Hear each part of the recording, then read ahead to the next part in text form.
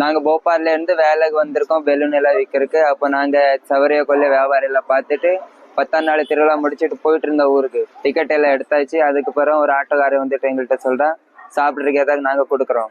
அப்போ நாங்க வேண்டாம்னு சொன்னப்புறம் நீங்க விடுங்க விடுங்க ஒன்றும் இல்லை. அப்போ நாங்க விட்டுட்டோம். சரிண்ணா ஆட்டோ அங்கேதான் நிற்கிது. அவங்க சொல்றேன் ஆட்டோ இங்கேதான் வச்சுட்டு நான் போறேன், நீங்க பயப்படாதீங்க. நாங்க அப்படி நினைச்சிட்டு சரி விட்டுட்டோம். அதுக்கு பிறகு 1 மணி நேரம் ஆயிட்டு அவங்க வந்தாம இருந்தாங்க.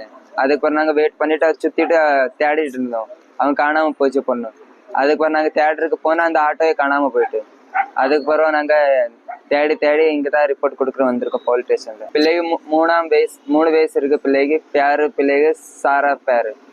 இன்று மாலை வந்து நம்ம நாகர்கோவில் ரயில்வே ஸ்டேஷனில் 3 வயது குழந்தை வந்து கடத்தப்பட்டதாக தகவல் வந்தது. அதன் அடிப்படையில் கோட்டார் காவல் நிலையத்தில் அரௌண்டு ஒரு 8:30 PM வந்து நமக்கு வந்து கம்ப்ளைண்ட் வந்து அந்த காணாமல் போன குழந்தையின் பெற்றோர்கள் அவர்கள் வந்து மத்திய பிரதேசத்தை சேர்ந்தவர்கள் அவர்கள் ஒரு கம்ப்ளைண்ட் கொடுத்தாங்க.